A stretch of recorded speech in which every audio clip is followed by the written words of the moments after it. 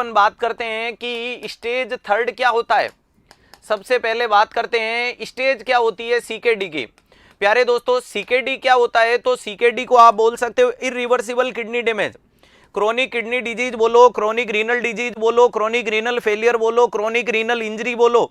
ध्यान रखिएगा, very important चीज है, it is a irreversible condition mainly develop due to progressive presence of the AKD. AKD का मरीज में कंडीशन प्रेजेंटली परसीव रहे, आगे की तरफ बढ़े, और उसके साथ में अगर मरीज में हाइपरटेंशन और डायबिटीज हो जाए, उस कंडीशन को अपन बोलते हैं सीकेडी। इस मरीज में क्या देखने को मिलता है? तो प्यारे दोस्तों, इसमें यूरीमिया और यूरिमिक फ्रोस्ट डेवलप हो जाता है। क्या डेवलप हो जाता है? यूरीमिया और यूरिमिक फ्रोस्ट। यूरीमिया का मतलब ब्लड में यूरिया का लेवल बढ़ जाएगा। यूरिमिक फ्रोस्ट का मतलब यूरिक एसिड के क्रिस्टल्स होते हैं, वो स्किन के नीचे जमना शुरू हो जाते हैं। अगर इसकी स्टेज को डिवाइड करने की कोशिश करें तो प्यारे दोस्तों मेनली 5 स्टेज होती है। अगर मैं बात करूं दोस्तों, एक आती है जिसको स्टेज फर्स्ट बोलेंगे, दूसरी कंडीशन आती है जिसको स्टेज सेकंड बोलेंगे, तीसरी कंडीशन आती है जिसको स्टेज थर्ड बोला जाता है, चौथी स्टेज आती है जिसको स्टेज फोर्थ बोला जाता है, और लास्ट आती है दोस्तों जिसको स्टेज फिफ्थ बताया जाता है।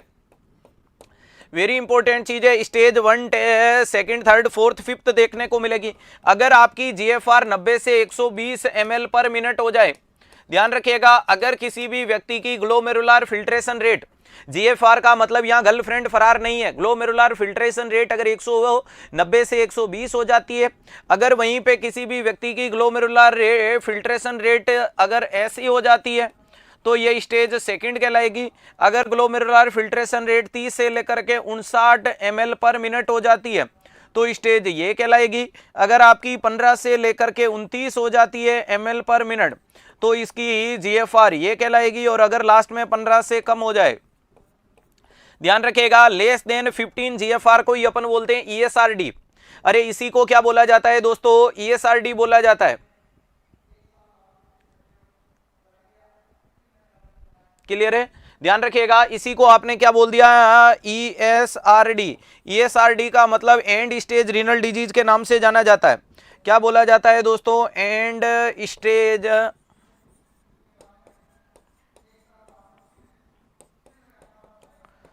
इसी को आप क्या बोलोगे?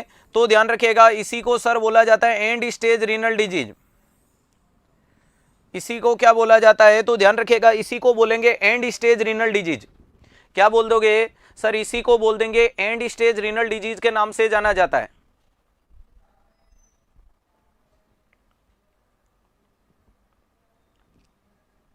तो स्टेज क्लियर हो गई। अब आपको बोला है कि स्टेज थर्ड का मरीज है आपके सवाल में, इसको डाइट क्या देंगे? तो बेटा किडनी खराब हो जाती है। बेटा प्रतिमा पढ़ ले, अननेसेसरी कमेंट नहीं। सर फील्ड वर्क वाला पेपर, क्या फील्ड वर्क वाला पेपर होता है?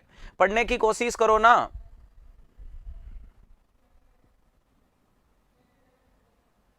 दस कमेंट डाल दिया, उससे अच्छा रीनल फेलियर पढ़ लेती। कल के पेपर में क्या पता सवाल आ जाएगा। उस टाइम आपको पता है पुरानी सरकारी स्कूल में सेंटर होते तो पट्टियां गिन पाते कि कितनी पट्टियां बनी हुई है। आजकल तो आरसीसी की बिल्डिंग्स होती है, वो भी काउंटिंग पॉसिबल नहीं है। और इवन देन ऑनलाइन के एग्जाम में एग्जामिनर नजर भी नहीं घुमाने देता है। ठीक है, तो पढ़ेगा इंडिया तो बढ़ेगा इंडिया। ध्यान रखिएगा, वेरी इंपॉर्टेंट चीज है कि अब किडनी फेल हो गई, इसका मतलब किडनी का काम क्या होता है? ब्लड को फिल्टर करना, ब्लड वॉल्यूम को रेगुलेट करना, और जो शरीर में कचरा पाया जाता है उसको बाहर फेंकना। तो रीनल फेलियर के डिजीज वाले मरीज में या रीनल डिजीज वाले मरीज में कभी भी आपको पूछा जाएगा कि रीनल डिजीज के पेशेंट का डाइट क्या होना चाहिए, रीनल डिजीज के मरीज का डाइट क्या होना चाहिए? तो प्यारे दोस्तों इसको दिया जाता है पोटेशियम रेस्ट्रिक्टेड डाइट। क्या डाइट दिया जाता है? पोटेशियम रेस्ट्रिक्टेड डाइट दो, यानी ऐसी डाइट दो जिसमें पोटेशियम नहीं होना चाहिए। इसके अलावा इसको लो प्रोटीन डाइट दी जाती है। प्रोटीन क्या दो? लो प्रोटीन डाइट। इसके अलावा इसको लो सोडियम डाइट दी जाती है। अरे इसके अलावा इसको आप कौन सी डाइट दोगे? लो सोडियम डाइट।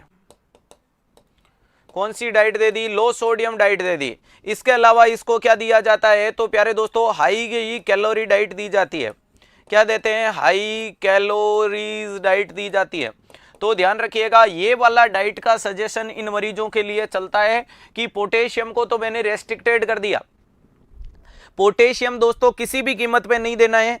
ठीक है, क्योंकि पोटेशियम का दूसरा इंपॉर्टेंट काम नहीं है। यहाँ पे प्रोटीन को लो दिया, प्रोटीन कितना देना है तो 20 ग्राम। नॉर्मली प्रोटीन कितना होता है आरडीओ प्रोटीन, तो 1 ग्राम पर केजी बॉडी वेट। नॉर्मली अगर प्रोटीन बात करते हो आप और मुझे कितना चाहिए, तो सर प्रोटीन बॉडी बिल्डिंग का काम करेगा, आप और मुझे चाहिए 1 ग्राम पर केजी बॉडी वेट। 1 ग्राम का मतलब 70 किलो के इंसान को 70 ग्राम चाहिए। नॉर्मली प्रोटीन कितना चाहिए,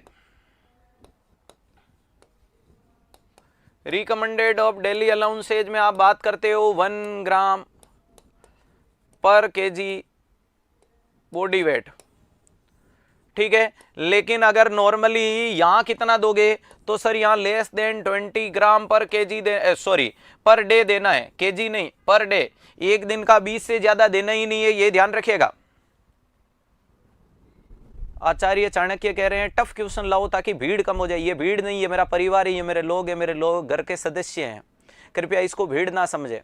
क्लियर, ये ताकत है, ये उम्मीद है, हौसला है, जोश है, जुनून है, पागलपन है, विश्वास की चेन है। 1216 एपिसोडों तक आज तक की कमाई गई वो कमाई है जिसको कोई चुरा नहीं पाया, कोई छीन नहीं पाएगा, जिसका विरोध किया जा सकता है लेकिन जिससे कोई हटा नहीं सकता। ध्यान रखिएगा, जिसकी क्रिटिसाइज की जा सकती है लेकिन जिसको कोई भुला नहीं सकता, ये वो सदस्य देखने को मिलते हैं। ध्यान रखिएगा, जो मेरे खून की नसों में दौड़ने वाले, ब्लड के हीमोग्लोबिन में ऑक्सीजन का काम करने वाले लोग देखने को मिलता है। तो कृपया ध्यान रखिएगा, पढ़ेगा इंडिया तभी तो बढ़ेगा इंडिया। ध्यान रखिएगा, वेरी इंपॉर्टेंट चीज है। यहां मैंने बोल दिया डाइट, और रीनल डिजीज के मरीज के डाइट कौन कौन सी देखने को मिलती है, तो पोटेशियम रेस्ट्रिक्टेड डाइट है, अरे लो प्रोटीन डाइट है, लो सोडियम डाइट है और हाई कैलोरी डाइट है। समझ में आया?